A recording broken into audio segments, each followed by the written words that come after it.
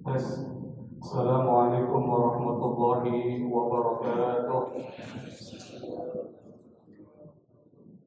Alhamdulillah wassalatu wassalamu ala Rasulillah Sayyidina Muhammad bin Abdullah wa alihi wa sahbihi wa man wala wa la hawla wa la quwwata illa billah amma ba'd. Ma'asyiral hadirin jamaah kajian subuh yang dimuliakan oleh Allah Subhanahu wa taala. Saya pernah mengatakan di salah satu momen khutbah bahwa amalan yang paling dominan di bulan Ramadan itu adalah amalan hati. Kalau dibuat persentase 80% amalan yang ada di bulan Ramadan itu adalah amalan hati. Kalau ada amalan fisik itu pada dasarnya mendukung amalan hati.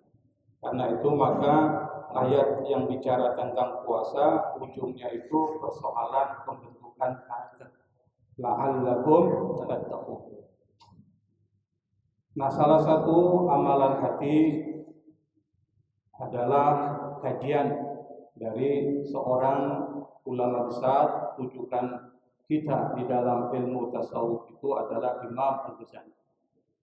Jadi Imam Al-Ghazali banyak menulis karya tentang persoalan amalan hati.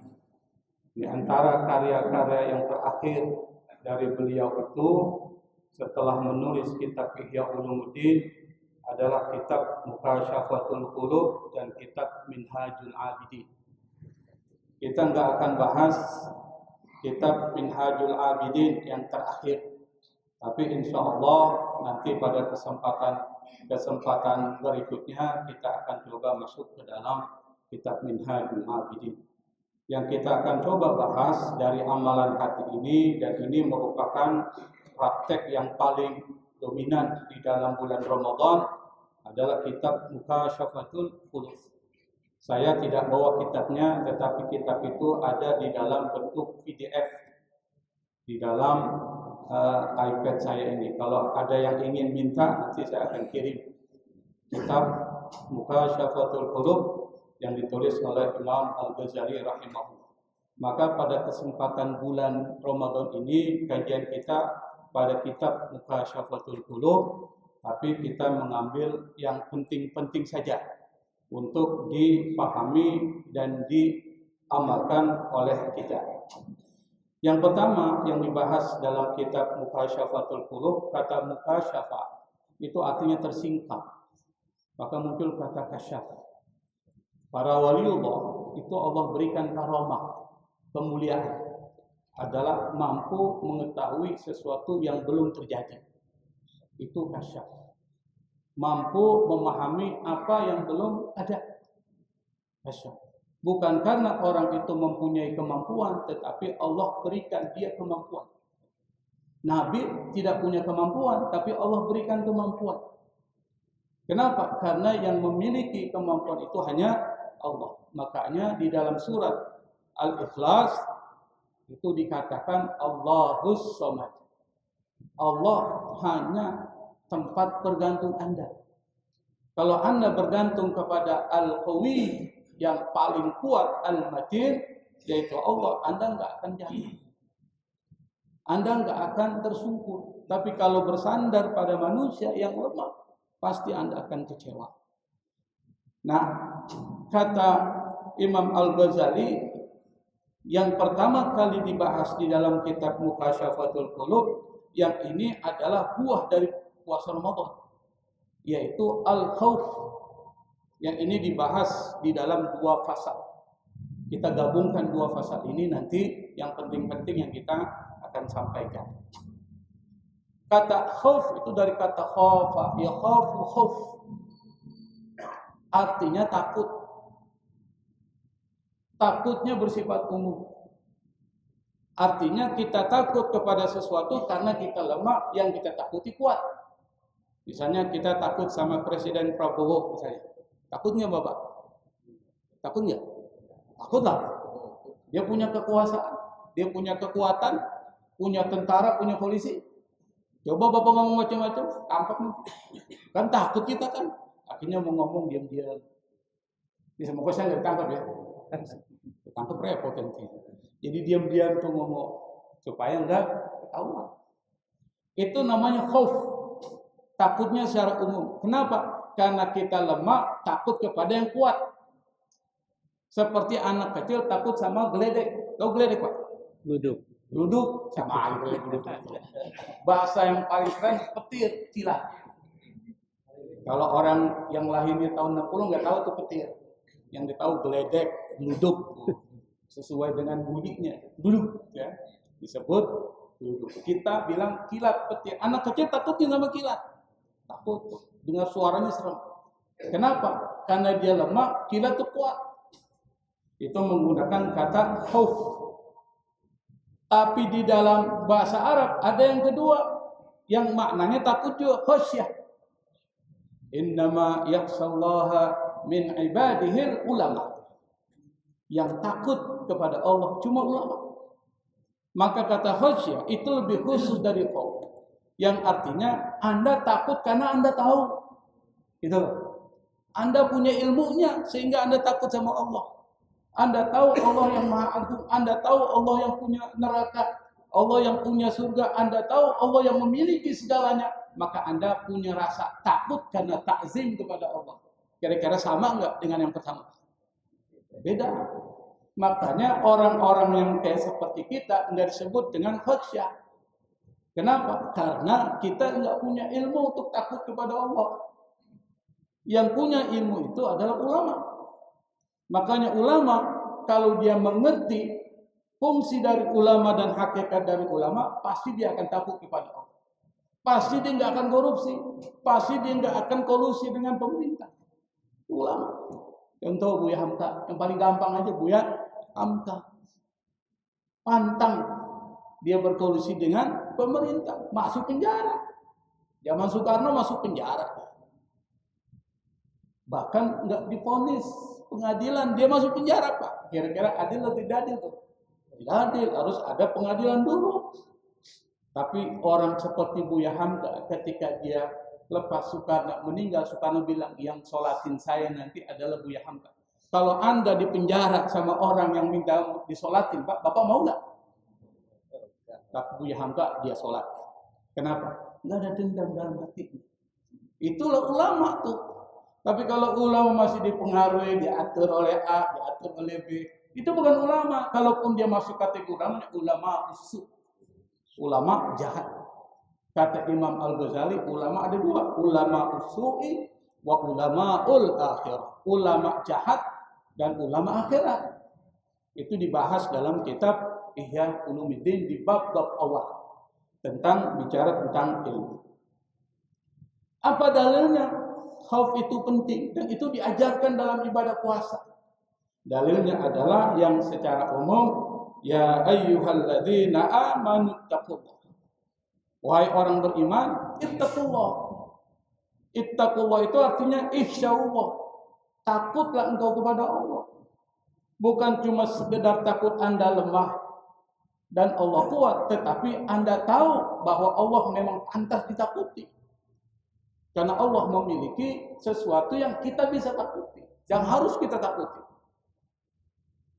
Maka ini yang bicara tentang ittaqullah itu pada dasarnya adalah dalil di mana khauf, takut kepada Allah itu adalah sesuatu yang memiliki dasar. Kalau kita takut kepada Allah, maka semua amalan kita pasti akan mematuhi Allah Subhanahu wa taala. Maka jadilah definisi takwa. Kita definisikan meskipun kita nggak bisa menguraikan. Apa itu takwa? Apa takwa, Pak? Menjalankan perintahnya, menjauhi larangannya, bukan? Paling mudah. Padahal inti dari takwa itu Anda takut kepada Allah. Kalau Anda takut diperintahin, jalanin nggak? Kalau Anda takut sama Allah dilarang, ente tinggalkan nggak? Tuh intinya tuh. Maka takwa itu intinya adalah Anda takut kepada Allah. Dan itu makna ittaqullah, ihsya'ullah. Yaitu takut kepada Allah Subhanahu wa ta'ala. Ibadah puasa itu nanti ngajarin tuh. Ngajarin Anda menjadi orang yang takut kepada Allah. Bagaimana mengukur kita ini sukses dalam ibadah puasa takut kepada Allah? Kata Imam Al-Ghazali, disebutkan yang pertama tandanya adalah alamatul khauf fil lisan. Jadi lisannya kita ngukur aja orang ini takut nggak sama Allah. Lihat bicaranya. Tuh. Gampang ngukurnya. Apa kata Imam Al-Ghazali? Fayamna'uhu minal kadhibi wal ghibati wan namimati wal buhtani wa kalamil fuduli wa ja'aluhu mashghulan bi dzikrillah ta'ala wa tilawatil qur'ani wa mudzakaratil ilm. Itu dijelaskan Imam Al-Ghazali dalam kitab Mukasyafatul Qulub. Kata beliau, untuk mengetahui Anda takut kepada Allah atau tidak, maka caranya ada Anda melihat pada lisannya. Bagaimana lisannya? Kira-kira dia itu tercegah dari dusta enggak? Kalau dia takut sama Allah, pasti dia akan tercegah dari dusta. Dia enggak ngomongin orang, dia enggak mengadu domba orang, dia tidak mengatakan perkataan yang sia-sia, yang enggak ada manfaatnya. Bahkan sebaliknya, wa yaj'aluhu mashghulan, dan dia akan sibuk bizikrillah dengan berzikir kepada Allah, wa tilawatil Qur'an, membaca Al-Quran, wa mudzakaratil ilmi, dan dia hadir di majelis-majelis ilmu. Itu tandanya. Maka kalau orang masih ngomongnya bohong, ngomongin orang yang jelek-jelek, maksudnya ghibah itu Anda mengomongkan sesuatu yang dia nggak suka. Itu namanya ghibah. Tapi kalau nggak ada pada dirinya, jadi apa tuh? Fitnah. Lebih kejam lagi itu fitnah daripada berdusta biasa. Atau ngomong nggak ada manfaatnya. Yang diceritain tentang biduanita, yang diceritain tentang entertainment yang nggak ada manfaatnya, itu namanya kalamul fudul, nggak ada manfaatnya. Maka orang-orang yang takut kepada Allah ngomongnya itu pasti ngomong yang berhikmah. Kalau dia ngumpulnya itu membicarakan ilmu, bukan bicarakan batu. Membicarakan ngumpul bicara batu. Ilmu ini bicara itu. Kenapa? Karena itu yang bisa mengantarkan kepada kebaikan dia dunia dan akhirat. Karena itu maka orang-orang yang dikenal khauf pada lisannya itu, maka dia enggak akan ikut tergiring opini Pak di Facebook, media sosial. Kita ini kan sekarang gampang digiring. Mengomentari sesuatu yang kita enggak tahu. Sekarang lagi ngetren macam-macam. Komentari, padahal enggak tahu isinya. Ini masuk kategori ini. Orang-orang yang tidak menjaga lisannya. Lisan itu termasuk di dalam etika bermedia sosial. Hati-hati, Pak. Jangan karena kemudian kita merasa terprovokasi lalu kemudian memberikan komentar. Ingat, komentar itu menjadi catatan amalan kita. Maka kalau ada komentar jangan yang buruk-buruk, komentar itu yang bagus-bagus. Kenapa? Ini jadi catatan. Yang kedua kata Imam Al-Ghazali, fayukhriju minhu al-adawatu wal buhtanu wa hasadul ikhwan. Kalau orang memiliki sifat khauf pada dirinya, maka dilihat pada hatinya. Gampang ukurnya. Apa itu?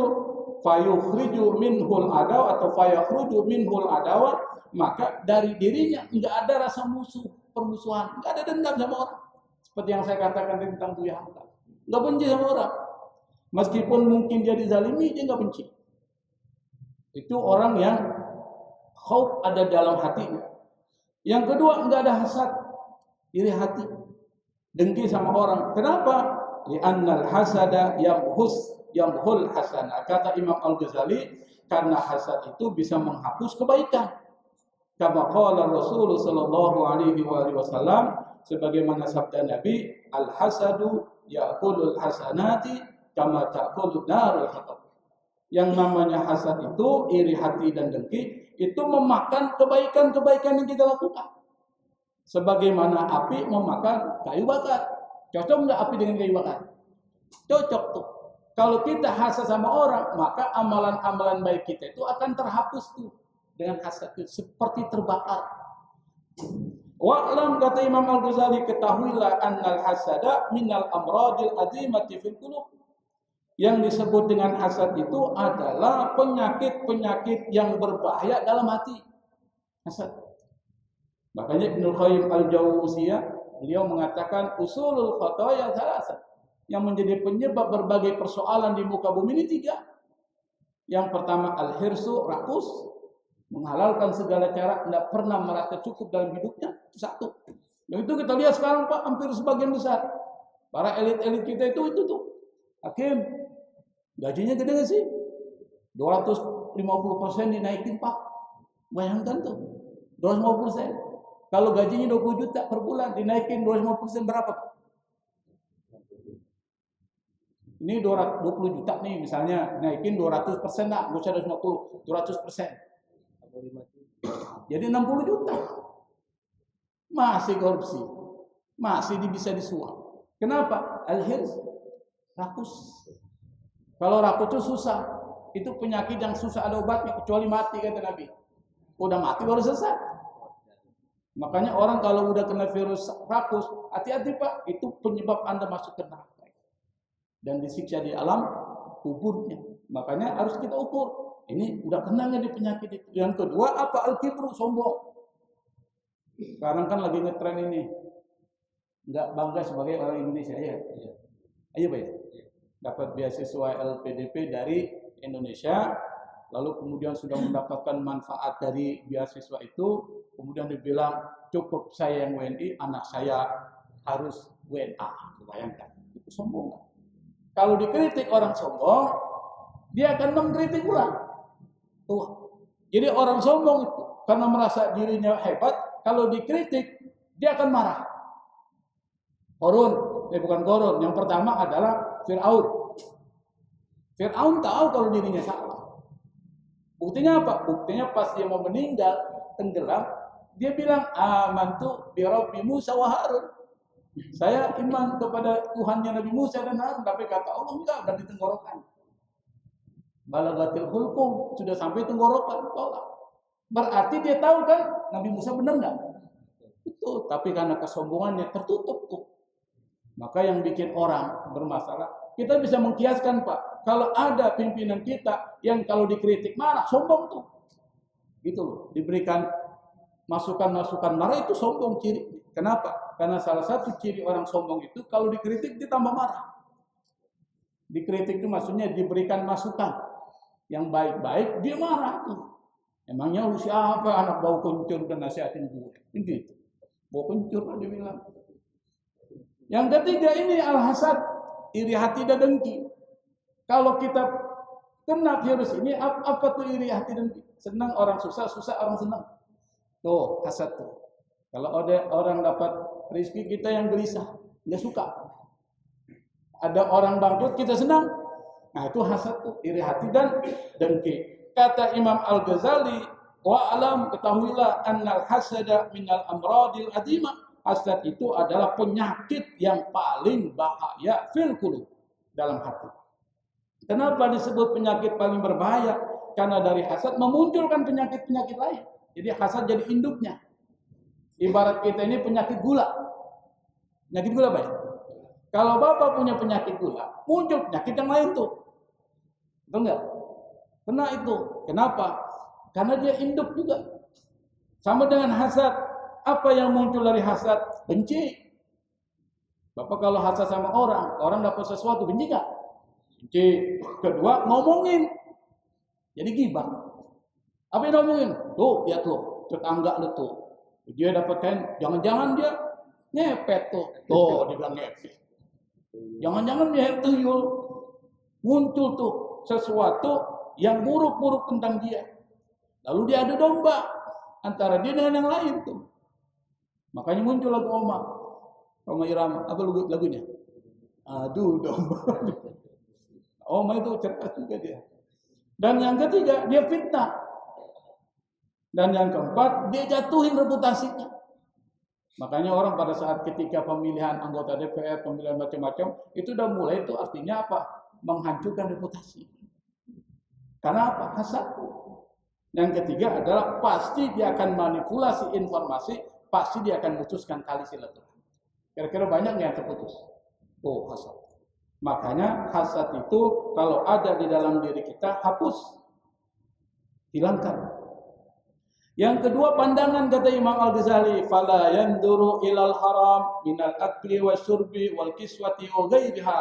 Dia tidak melihat kepada yang haram baik makanannya maupun minumannya, pakaiannya dan selainnya. Wala ila dunya birraghbah, ataupun melihat dunia dengan keinginan yang tinggi. Bal yakunu nadruhu ala wajhil i'tibar, tetapi pandangan dia terhadap dunia itu adalah hanya untuk ambil pelajaran. Misalnya dia pergi ke mall, dia lihat ada pakaian-pakaian yang tidak etis dilihat. Apa yang muncul dalam pikirannya? Dia iktibar. Kalau menggunakan pakaian-pakaian seperti ini, itu akan menjerumuskan kepada neraka. Maka dia akan semakin takut kepada Allah. Jadi mengambil iktibar, kalau ada orang bawa mobil yang besar itu, Pak, yang bagus itu, jangan berpikir rogbah, ada keinginan. Oh, mudah-mudahan gue punya mobil kayak dia nih. Jangan. Kita pikir mudah-mudahan kita tidak terjebak kepada sesuatu yang bersifat dunia dan itu bisa menyengsarakan kita. Itu namanya bal yakunu nadruhu ala wajhil i'tibar. Ngelihatnya itu mengambil ibrah. Itu orang yang takut kepada Allah Subhanahu wa taala.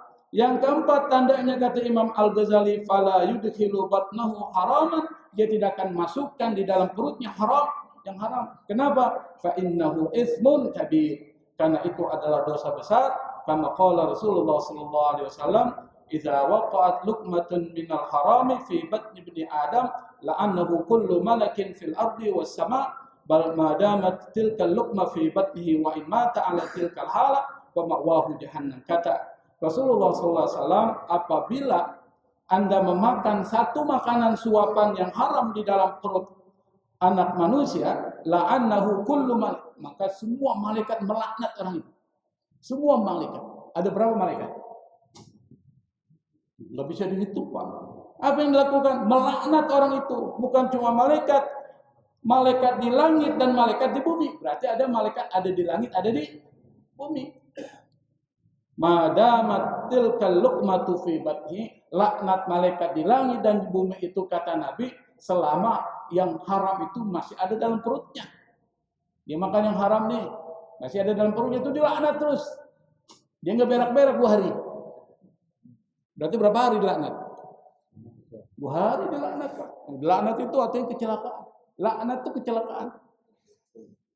Wa in mata, kalau dia mati ala tilkal hala, dalam keadaan dia makan yang haram, fa ma'wahu jahannam, maka tempat kembalinya adalah neraka jahannam.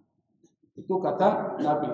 Yang berikutnya, tangannya, fala yamuddu yadahu ilal haram, tangannya itu tidak mengulurkan kepada sesuatu yang haram, bal yamudduha ila ma fi ta'atullah, tetapi dia menjadikan tangannya itu kepada sesuatu yang mengandung ketaatan kepada Allah Subhanahu wa taala. Itu orang-orang yang takut kepada Allah, ngukurnya itu. Kalau dia sudah takut kepada Allah, maka ukurannya adalah semua anggota badannya diarahkan untuk berkhidmat kepada Allah Subhanahu wa taala. Maka kemudian Imam Al-Ghazali berikan cerita-cerita nih, Pak. Imam Al-Ghazali kan salah satu cirinya dalam kitabnya itu dia berikan kisah, hikayat, ditulis dengan hikayatun di dalam kitab itu. Apa tuh hikayat? Hikayat itu artinya cerita yang mengandung pesan moral, mengandung hikmah. Ada juga kisah. Ada kata kisah, jamaknya qasas. Itu cerita bersifat umum, tapi hikayat itu pasti muatannya ada muatan hikmah. Apa disebut dengan perkataan hikmah. Dulu kita sering tuh dengar cerita tentang hikayat. Saya lupa namanya tuh yang sering bicara hikayat di radio itu. Siapa namanya, Pak? Jaid. Saya suka itu. Sekarang udah nggak ada orang yang meninggal. Dia kalau cerita itu, dia sendiri udah rame. Cerita di luar. Dia mainkan itu narasinya itu luar biasa. Tapi isinya hikayat. Nah, kata Imam Al-Ghazali, dia cerita nih, kita bacain ceritanya. Wa kana Ibrahim Al-Khalil salawatullahi alaih idza dzukira atau idza zakara khati'atahu yuksha alaih. Kata Imam Al-Ghazali di dalam kitab Muhasyabatul Qulub, dia cerita Nabi Ibrahim itu yang disebut dengan Al-Khalil, idza dzakara khati'atahu yuksha alaih. Apabila dia ingat kesalahan-kesalahannya dia pingsan. Nabi Ibrahim. Kita kalau ingat salah enggak pingsan, Pak. Kalau bangga. Kita kadang-kadang itu. Kalau ingat salah, biasa itu. Kesalahan kecil. Kesalahan kecil. Kita bohong. Bohong begitu aja enggak dipikirin. Mau anggap enteng tuh bohong. Padahal kalau satu kebohongan kita lakukan jadi titik hitam. Nuqtah sauda fil qalbi. Jadi ada titik hitam dalam hati. Kalau itu enggak dihapus tuh. Enggak dihapus tuh. Dia akan muncul titik. Bapak punya catatan putih nih, kertas putih. Dititik terus setiap hari dengan tinta hitam. Hitam enggak tuh? Kira-kira kalau hitam bisa nggak nerima cahaya? Nggak bisa, Pak. Maka kalau orang udah hitam itu yang namanya maksiat jadi biasa. Makanya jangan heran kalau ada orang berbuat maksiat dia senyum. Masuk penjara, pakai baju loreng, beri foto, apa yang dilakukan? Sana senyum, sana kemari. Seakan-akan dia tidak melakukan dosa. Kenapa? Karena nuqtah saudanya udah banyak tuh. Ada di dalam hati. Nabi Ibrahim ketika dia ingat kesalahan-kesalahannya, yuksha alaih, dia pingsan. Wa yusma'u ittirabu qalbihi mailan fi mailin, lalu terdengar detak jantungnya bergetar keras dari satu sisi ke sisi lain. Fa arsalallahu ilaihi Jibril fatahu faqal. Kemudian Allah mengutus kepada Nabi Ibrahim malaikat Jibril. Jibril datang kepada dia berkata, innal jabbara yuqri'uka salam. Allah yang maha jabbar itu menitip salam kepada engkau ya Ibrahim. Wa yaqulu hal ra'aita khalilan yakhafu khalilahu. Allah berkata kepada Nabi Ibrahim, apakah kau melihat ada kekasih yang takut kepada kekasihnya? Nabi Ibrahim itu karena takutnya seperti itu sampai Allah mengatakan, apakah kau pernah lihat ada seorang kekasih takut sama dengan kekasihnya? Karena Nabi Ibrahim itu mendapatkan gelar Khalilullah. Faqala, kemudian dia berkata, ya Jibril, wahai Jibril, idza zakartu khati'ati, apabila aku ingat kesalahan-kesalahanku, wa fakartu fi uqubatihi, dan aku mikirkan akibat dari kesalahanku, nasitu khullati, aku pun kemudian lupa kalau aku adalah kekasihnya Allah Subhanahu wa ta'ala. Saking takutnya dia lupa tuh kalau Allah itu adalah kekasihnya. Itu satu. Yang kedua dihikayatkan, inna rajulan, ada seorang laki-laki kata Imam Al-Ghazali, ta'allaqa qalbuhu bimra'atin, yang hatinya terpaut kepada seorang perempuan. Fa kharajat tilkal mar'atu, lalu kemudian perempuan itu keluar ila hajatin laha, untuk satu keperluan. Fa dhahaba ar-rajulu ma'a, lalu kemudian ada orang laki-laki ngikutin dia. Falamma khala biha fil badiyah, ketika dia sendirian dengan perempuan itu di satu tempat yang padang pasir, wa naman nasu, banyak orang sudah pada tidur, artinya dia berdua saja. Apa yang terjadi? Afsyar rajulu sirrahu ilaiha, maka laki-laki itu kemudian dia menyampaikan maksudnya kepada perempuan itu. Maksudnya diajak bersetubuh, diajak berhubungan. Karena enggak ada orang lain yang lihat. Faqalat lahul mar'atu, maka perempuan itu berkata sama dia, laki-laki itu, undur, coba kau lihat. Anaman nasu bi ajma'ihim, apakah orang udah pada tidur semua? Fa farihar rajul bi qawliha, laki-laki itu mendengar perkataan dari perempuan itu, senang dia. Berarti direspon nih. Ya kan? Pikirannya direspon nih. Wa dhannaha annaha qad ajabathu, dan dia mengira perempuan itu menyambutnya, meresponnya. Faqama, lalu kemudian dia berdiri. Wa tafa, dia berkeliling ngitarin. Apa yang dikelilingi? Kafilah. Fa idzan nasu yanamu, lalu kemudian dia lihat orang udah pada tidur. Faraja ilaiha, lalu dia kembali kepada perempuan itu, dia berkata, "Na'am, hum yanamun." Benar, mereka udah pada tidur. Faqalat, perempuan itu berkata, "Ma taqulu fillahi ta'ala." Bagaimana pandanganmu tentang Allah? Apakah Allah tidur juga? Na'imun fi hadisa. Faqala rajul, "Innallaha ta'ala la yanamu wa la ta'khudhuhu sinatun wa la naum." Allah enggak tidur dan Allah tidak ngantuk. apalagi tidur kan begitu. Faqalatil mar'ah, maka kemudian perempuan itu berkata, allazi lam yanam wa la yanamu yarana wa in kana an-nasu la yarunana. Kata dia nih perempuan itu, yang tidak tidur dan tidak akan tidur itu melihat kita. Meskipun manusia pada tidak melihat kita. Fadzalika aula ayyukhafu min, yang melihat kita, yang enggak tidur itu yang paling pantas kita takuti. Ngerti nggak maksudnya, Pak? Meskipun orang pada tidur, kita takut dilihat mereka. Allah nggak tidur, itu yang lebih pantas untuk ditakuti. Lalu apa yang terjadi? Fatarakahar rajul khaufan minal khaliq. Lalu orang itu meninggalkan perempuan itu, takut kepada Allah. Wataba, dia minta ampun kepada Allah. Waraja'a, lalu kemudian kembali ila watunihi, ke tempatnya. Falamma tufiya, ketika dia meninggal, ra'auhu fil manam, mereka lihat dia di dalam tidurnya, maksudnya bermimpi. Faqila lahu, lalu dikatakan kepada dia, ma fa'alallahu bi, apa yang Allah lakukan kepada engkau? Faqala ghafarali bi khaufi wa taraka dzatan zam. Dia bilang, Allah Subhanahu wa taala mengampunkan aku karena takutnya aku kepada Allah, dan Allah menghilangkan dosa-dosa yang ada pada diriku. Jadi khauf itu menghilangkan dosa. Kalau orang di dalam hatinya ada khauf tuh, rasa takut sama Allah, enggak akan terjadi yang namanya maksiat. Dan itu diajarkan di dalam bulan puasa. Misalnya saya beri contoh. Bapak ini puasa. Bapak mau pergi kemana aja, nggak ada yang larang kan? Ada yang larang? Pergilah ke tempat yang sepi, nggak ada yang lihat. Bapak kalau minum bisa nggak? Bisa. Kira-kira mau minum nggak? Nggak minum. Kenapa? Allah tahu. Tuh. Di situ ada perasaan Allah tahu saya takut sama Allah. Nah kalau itu ditanamkan 30 hari ini, 30 hari. Kalau itu tertanam dalam hati dirinya, maka berikutnya dia akan menjadi orang yang takut kepada Allah. Kalau dia takut kepada Allah, di pasar, di dagang, dia nggak mau melakukan kecurangan. Dimanapun tempat, dia pasti nggak akan melakukan kecurangan. Itu orang yang takut kepada Allah Subhanahu wa ta'ala. Maka di dalam puasa itu diajarkan tuh, bahwa Allah selalu ngawasin kita, bahwa Allah selalu melihat apa yang kita lakukan. Kemudian Nabi Muhammad sallallahu alaihi wasallam, beliau mengatakan dalam sebuah hadis, la ajma'u, yaqulullahu ta'ala, hadisnya hadis qudsi.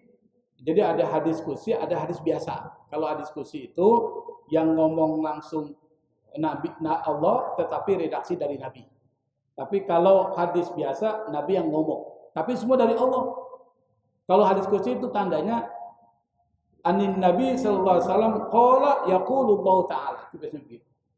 Di sini dikatakan waruya anin Nabi sallallahu alaihi wasallam annahu qala yaqulullahu ta'ala, diriwayatkan dari Nabi bahwa Nabi berkata, yaqulullahu ta'ala, Allah berfirman, la ajma'u ala abdi khaufaini wala amnain, man khaufani fid dunya amantuhu fil akhirah wa man amanani fid dunya akhaftuhu yaumal qiyamah.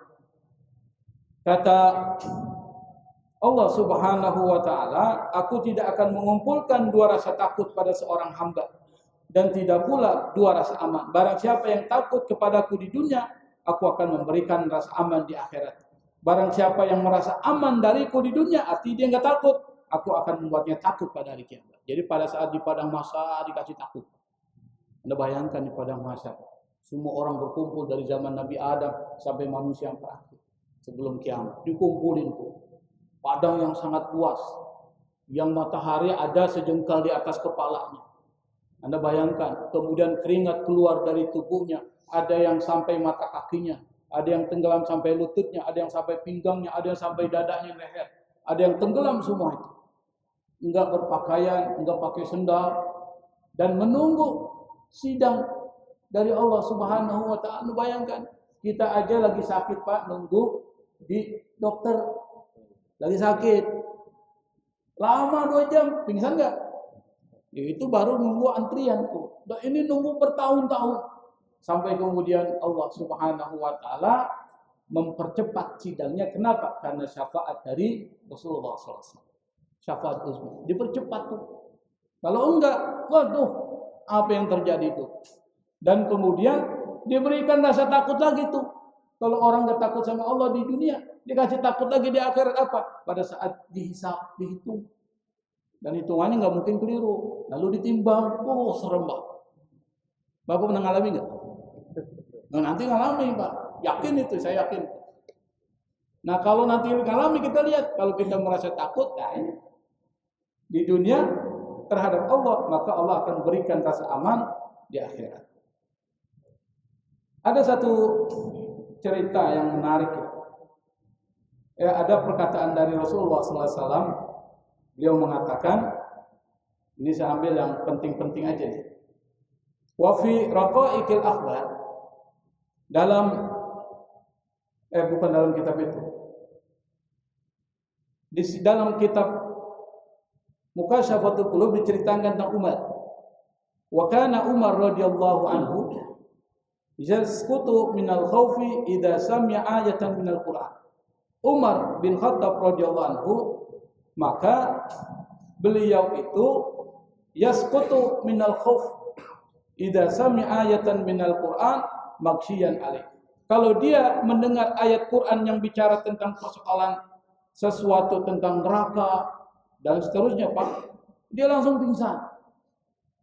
Dan ini terjadi juga dengan seorang ulama, murid dari, atau bukan murid, tapi anak dari Fudail bin Iyad. Jadi Fudail bin Iyad itu punya anak. Fudail bin Iyad ini kita tahu dulu preman, kemudian menjadi seorang sufi. Dia punya anak, sama dengan Fudail rasa takutnya sama Allah. Ketika dia bermakmum dengan Fudail bin Iyad ini, saat itu Fudail membaca surat Al-Hakumut Takatsur. Alhaakumut takatsur hatta zurtumul maqabir kalla sawfa ta'lamun thumma kalla sawfa ta'lamun kalla law ta'lamuna 'ilmal yaqin latarawunnal jahim. Di situ tuh latarawunnal jahim, pasti engkau akan melihat neraka jahanam. Gemetar tuh. Siapa gemetar? Putra dari Fudail bin Iyad, saking gemeternya dia pingsan. Sama dengan Umar bin Khattab, orang yang paling kuat kalau berantem nggak pernah kalah. Ketika mendengar ayat-ayat yang bicara tentang persoalan neraka, dia langsung pingsan. Kenapa dia pingsan? Karena dia takut kepada Allah Subhanahu wa ta'ala. Maka kemudian Rasul mengatakan, man baka min khasyatillah haramallahu tilkal aina 'alan nar. Barang siapa yang takut kepada Allah Subhanahu wa ta'ala, maka Allah haramkan matanya terkena api neraka. Wa qad baqaitu min khasyati fayaghfirullahu lahu wa yunadi Jibril najaa fulanun bi sya'ratin wahidah. Kemudian aku pun menangis, diceritakan ini, aku pun menangis karena takut kepada engkau. Allah pun mengampuni dosaku, dan kemudian Jibril menyeru, ular itu telah selamat karena satu dari rambutnya itu diselamatkan oleh Allah Subhanahu wa ta'ala. Fatakallama sya'ratun min sya'rati aini. Bukan rambutnya, tapi ini Pak. Sya'rat dari ain. Apa namanya? Bulu matanya menangis karena takut sama Allah, itu menyelamatkan dia. Bulu mata.